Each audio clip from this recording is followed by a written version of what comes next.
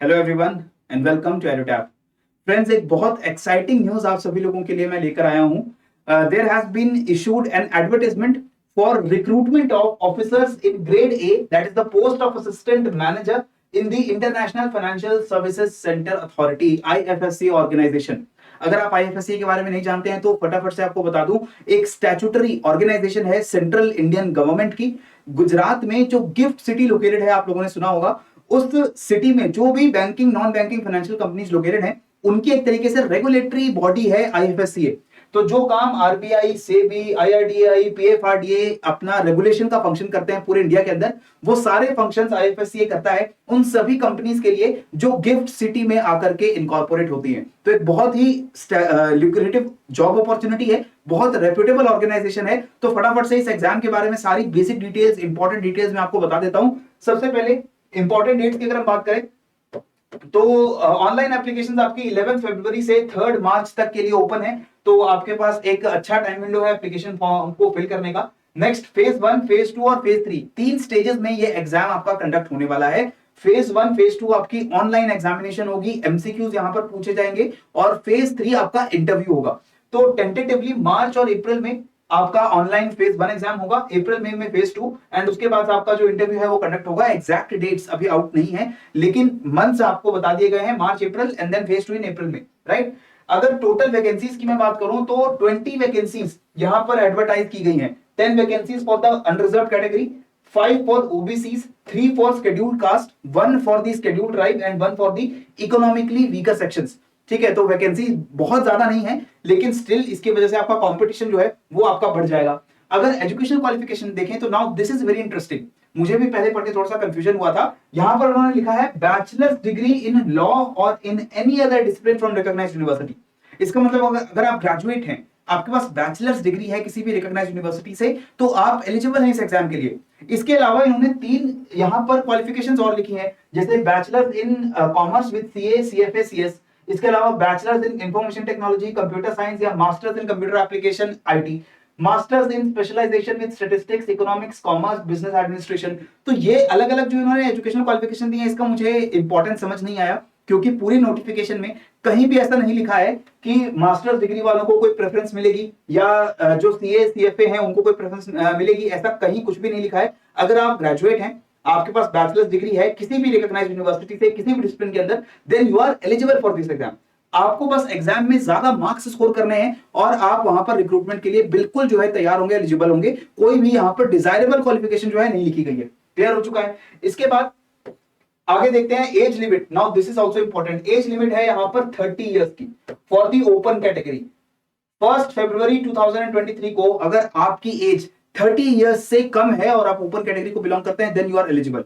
As relaxation भी दी गई है अलग अलग कैटेगरीज को, जैसे 5 इयर्स की एज रिलैक्सेशन है scheduled caste and scheduled tribes को, 3 इयर्स की एज रिलैक्सेशन है जो ओबीसी कैटेगरी में बिलोंग करते हैं लोग। अगर कोई फिजिकल डिसेबिलिटी है, बेंचमार्क डिसेबिलिटी है आपको, और ओपन कैटेगरी को आप बिलोंग करते हैं, तो 10 इयर्स की आपको वहां पर भी रिलैक्सेशन है। एंड 13 इयर्स की रिलैक्सेशन है अगर आप ओबीसी कैंडिडेट है और आपको कोई फिजिकल डिसेबिलिटी है।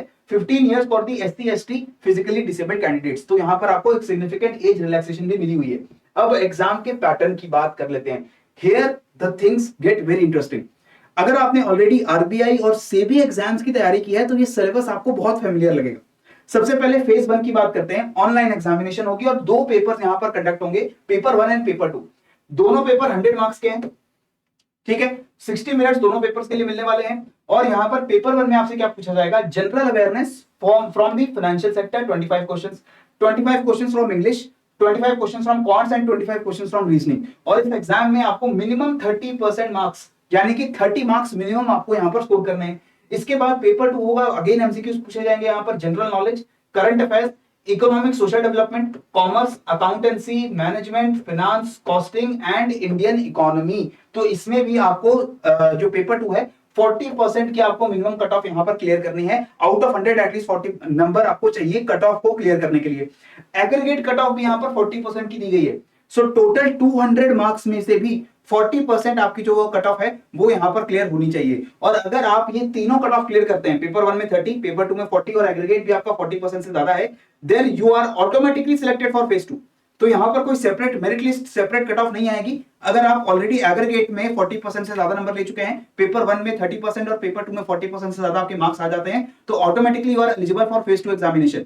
क्लियर हो चुका है? तो ये अगेन आपके लिए यहाँ पर एक अच्छी बात है। नेगेटिव मार्किंग भी होगी, 1/4 आपके जो मार्क्स हैं वो डिडक्ट होंगे फॉर दी रॉन्ग आंसर्स। फिर फेज 2 में आते हैं, अगेन 2 पेपर है। पहला पेपर है डिस्क्रिप्टिव इंग्लिश का, प्रेसी, एसए एंड कंप्रीहेंशन, जैसा आरबीआई के अंदर हमारा होता है। तो अगेन 100 मार्क्स का पेपर है, 60 मिनट्स आपको मिलेंगे, 30% इंडिविजुअल कट ऑफ है और 1/3 की यहाँ पर वेटेज है पेपर 1 की। पेपर 2 में एमसीक्यूज आपको पूछे जाएंगे, IFSCA, union budget, economic survey, capital market, banking, insurance, pension funds, Boolean, gift city, gift IFSC etcetera. और यहां भी आपको 100 मार्क्स का पेपर है, 40% इसकी इंडिविजुअल कट ऑफ है और 2/3 की वेटेज आपको यहां पर मिलती है। और एग्रीगेट कट ऑफ अगेन आपका फेज 2 का 40% है, राइट। अब यहां पर एक चीज क्या होती है कि आपको ये इंडिविजुअल कट ऑफ 30 और 40% की क्लियर करनी है। वेटेज पेपर 1 की 1/3 है, पेपर 2 की 2/3 है। तो अगर पेपर 2 में आप ज्यादा अच्छा परफॉर्म करते हैं तो ऑटोमेटिकली आपके ज्यादा चांसेस हो जाते हैं इंटरव्यू के लिए कॉल आने के। इंटरव्यू का कॉल आएगा depending upon your merit list. 20 vacancies हैं, तो अराउंड 60-70 कैंडिडेट्स को 3 times the number of vacancies आपको इनवाइट किया जाएगा फॉर द इंटरव्यूज, राइट। तो ये पूरा सिलेक्शन का प्रोसेस होने वाला है इस एग्जाम के लिए। इसके बाद उन्होंने बताया है इंटरव्यू की वेटेज 15% है सिर्फ, फेज 2 की 85% है।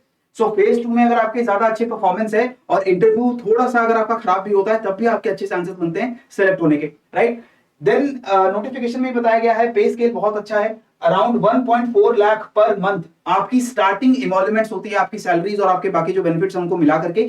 और गवर्नमेंट जॉब्स की तरफ आपको जो दूसरे पर्क्स मिलने चाहिए, बेनिफिट्स मिलने चाहिए, चाहे वो मेडिकल एक्सपेंसेस हो, लीव केयर के कंसेशंस हो, वो सारी चीजें आपको मिलती हैं। एक इंपॉर्टेंट एक्साइटिंग चीज क्या है, पोस्टिंग इंडिया या अब्रॉड में आपकी हो सकती है, भारत में या विदेशों में कहीं भी जहां पर आईएफएससीए का ऑफिस है वहां पर आपको भेजा जा सकता है। तो अगेन ग्रोथ की अच्छी अपॉर्चुनिटीज है, लर्निंग अच्छी अपॉर्चुनिटीज है और obviously this organisation is obviously a very reputed organisation. और यहां पर आगे एक्सपेंशन का भी बहुत ज्यादा स्कोप है, क्योंकि टोटल सैंक्शन स्ट्रेंथ अगर इस ऑर्गेनाइजेशन की बात करें तो 140 से ऊपर है, लेकिन करंटली जो लोग काम करते हैं वो अराउंड 50 के अराउंड लोग यहाँ पर काम करते हैं। इसके बाद एग्जामिनेशन फीस की भी बात कर लेते हैं। 1000 रुपीज की एग्जामिनेशन फीस है for the unreserved OBC and economically weaker section candidates. बाकी एससी एसटी कैंडिडेट्स को 100 रुपीज की एग्जामिनेशन फीस देनी है, ठीक है। सो 1000 for the unreserved OBC and EWS category, and again अगर आप एससी एसटी कैटेगरी से हैं तो आपको 100 रुपीज की एग्जामिनेशन फीस यहाँ पर देनी पड़ेगी। और ये पूरा प्रोसेस जो है आप देख सकते हैं बहुत जल्दी जो है कंप्लीट हो जाएगा। आपका अप्रैल मई में आपका एग्जाम जो है वो कंडक्ट होने जा रहा है, उसके बाद इंटरव्यूज हो जाएंगे फटाफट से। तो अगर आप ऑलरेडी तैयारी कर चुके हैं आरबीआई सेबी की, तो सिलेबस बहुत ज्यादा सिमिलर होने की वजह से आपको एक अच्छी अपॉर्चुनिटी मिलती है।